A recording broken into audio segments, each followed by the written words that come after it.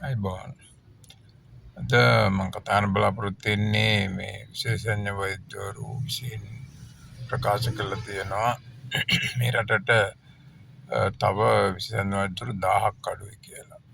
ඒකම වුන් කියලා තියෙනවා මේ විශේෂඥ වෛද්‍යවරුන්ගේ ප්‍රශ්න කිසිවක් මේ අයවෙන් ආමන්ත්‍රණය කරලා නැහැ කියලා. ඇත්තටම මෙහෙමයි දැන් අපේ රටේ ගොඩක්ම වෛද්‍යවරු ගොඩක් වෙලාවට පශ්චාත්තුපාදයක් කරනවා. එයාගෙන් සමහරක් අය විශේෂඥ වෛද්‍යවරුන් සමහරක් අය පශ්චාත්තුපාදීය මාස්ටර් එකක් හරි එහෙම නැත්නම් ඩිප්ලෝමා එකක් හරි කරනවා. එහෙම වෙනවා. ඒකට ඇත්තට මේ අයගේ සේවය අපි කොච්චර ලබා ගන්නවද කියන එක තමයි වැදගත් වෙන්නේ. විශේෂඥ වෛද්‍යවරුන්ගේ නම් විශේෂයෙන් ශල්‍ය විශේෂඥ වෛද්‍යවරු ඒ වගේ ශල්‍ය වේදී විවිධ අංශ තියෙනවා. අක්සිසල් විශේෂඥ වෛද්‍යවරු ඒ වගේම අනිකුත් ගැස්ට්‍රොඑන්ටරොලොජිස්ට්ලා ඒ වගේ ස්නායු පිළිබඳ විශේෂඥ වෛද්‍යවරු අතර මේ අය පුහුණු කිරීම ඉතාම හරි අපහසුයි.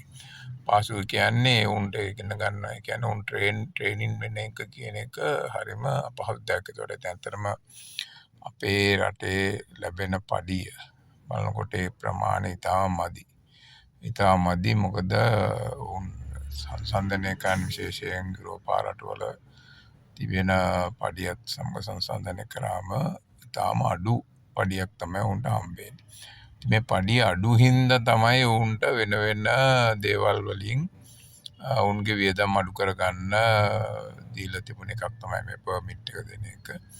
ඒ වගේම උන්ට ඇත්තටම නිවාස මේ කියන්නේ කාටස් දෙන එක ඒ වගේ දේවල් වලින් පහසුකම් ලබා දීලා ඔය ඩැට් ඇලවන්ස් ඒ වගේ වලින් තමයි උන්ගේ එක කම්පන්සේට් කරන්න මේව කරේ. හැබැයි දැන් ඒ කොම මේ සාමාන්‍ය තත්ත්වයට ගෑල්ලා තියෙනවා.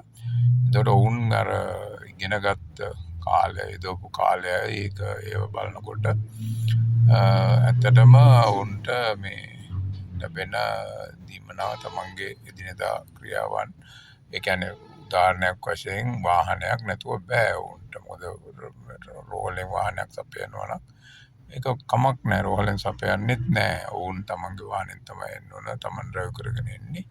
මොකක් වෙලාවට එතකොට උන්ගේ අනිකුත් දේවල් ඔයගොල්ලෝ දේවල් කරන අතර තමයි ඔය කරන්නේ. ලංකාවේ හැඩගැහිච්ච ක්‍රමයක් තියෙනවානේ. ඒ හැඩගැහිච්ච ක්‍රමය එකපාරට වෙනස් වෙන්නේ නැහැ. ඒක හැඩගැහිච්ච ක්‍රමය හරිය කියලා මං කියන්නේ නැහැ. එතකොට ඒක ක්‍රමයෙන් වෙනස් කරන්න ඕන.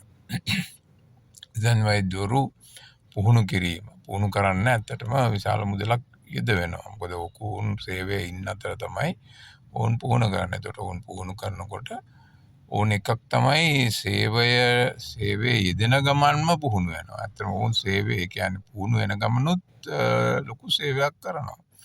විශේෂයෙන් අපි මේ රෙජිස්ට්‍රාර් කියලා දෙනවා, සින් රෙජිස්ට්‍රාර් කියලා ඉන්නවා. ඒ කට්ටිය තමයි මේ ඔය ලොකු රෝහල් වල තියෙන වැඩවලින් විශාල කොටසක් කරනවා.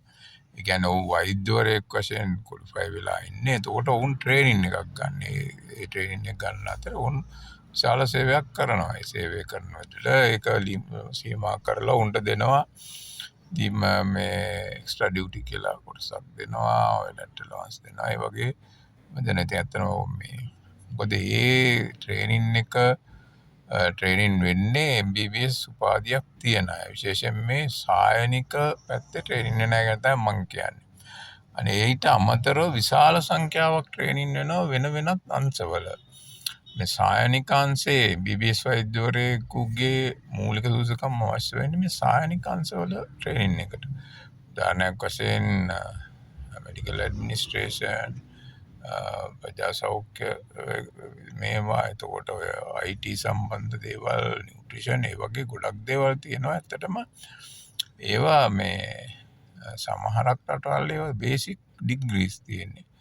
ඒ කියන්නේ මූලික බේසික් ඩිග්‍රීස් තියෙනවා. ඊට පස්සේ ඔය පශ්චාත්තුපාද තියෙන ඒ අනුව ඒ ශේෂ්ත්‍ර වලට යොමු වෙනවා. ඒතකොට මම නමගේ අදහස වෙන්නේ මේ විශේෂඥ වෛද්‍ය පුහුණුව වහාම ක්‍රියාත්මක වන පරිදි සමාලෝචනය කර යුතුයි, ඇනලයිස් කර යුතුයි. මෙතරම ඉන්ඩිපෙන්ඩන්ට් ඒ කියන්නේ ඉන්ඩිපෙන්ඩන්ට් කණ්ඩායමක් තමයි ඒක කරන්න ඕන. ඒ කියන්නේ කාටවත් බයස් වෙන්නේ නැති කණ්ඩායමක් ඒක යොදලා මොකද මහජන සල්ලි ඒවට යොදවන්නේ. ඉතලා ඇත්තටම අපිට මේ ඉදිරි කාලේදී අවශ්‍ය වන මේ ට්‍රේනින් මොනවද කියලා.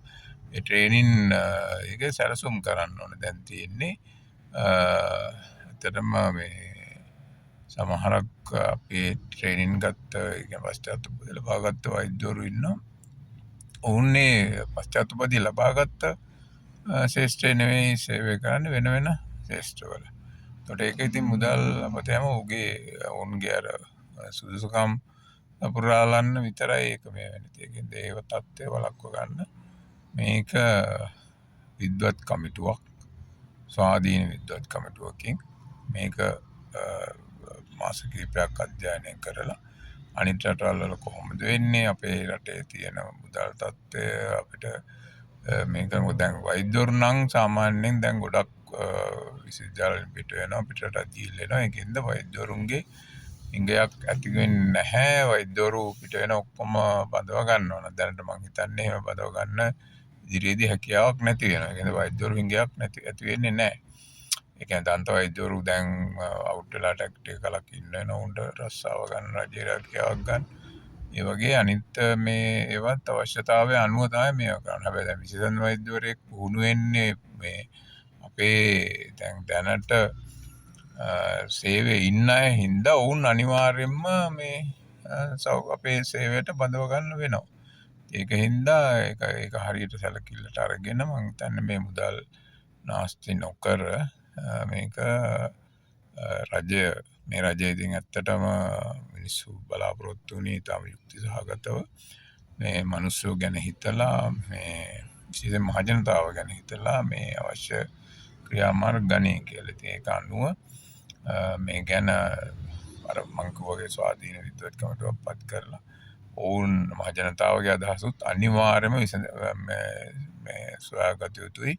මහතා මොන වගේද පීඩා විඳින්නේ මොන අංශවලද මහජනතාවට ප්‍රශ්න ඇති වෙලා තියෙන්නේ ඒවා දැනගෙන ඒ විදිහට ඒ මුදල් වෙන් කරලා මුදල් වියදම් කරලා ඒක කළ යුතුයි. ඉතින් එහෙම කරන්න කියලා ඉල්ලනවා. ඒක විශේෂයෙන් වෛද්‍යවරුන්ට තියෙනවා. මේ පිළිබඳව ඔබ එක මතයකට ඇවිල්ලා ඔබලත් තීරණය කරන්න මොන විශේෂඥ සේවාවන්ද ඉදිරියේදී වැඩිපුර පුහුණු කළ යුත්තේ මේ ලංකාවේ. පුහුණු කළ යුත්තේ ඔබලා කොලෙජස් තියෙන කොලෙජස් වලින් තීරණය කරන්න අපි මේක දැන් මේක තව අවුරුදු 5කට නවත්තනවා නෑ මේක අපි තව දෙගුණයක් කරනවා අන්න එහෙම මේ අතන මේක තමන්ගේම ශේෂ්ත්‍රය හැමෝම වැඩි කරගන්න බලන්න නැතුව රටේ අවශ්‍යතාවය අනුව ඒක කරනවා නම් හොඳයි කවුරුත් එකතු වෙලා රජය ඒක ගැන සැලකිලිමත් වෙලා ඒ විදිහට කරනවා නම් මිනිස්සුන් ගැන හිතලා කරනවා නම් මේක මේ ගක්ම ප්‍රයෝජනවත් වෙයි. බොහොම ස්තුතියි.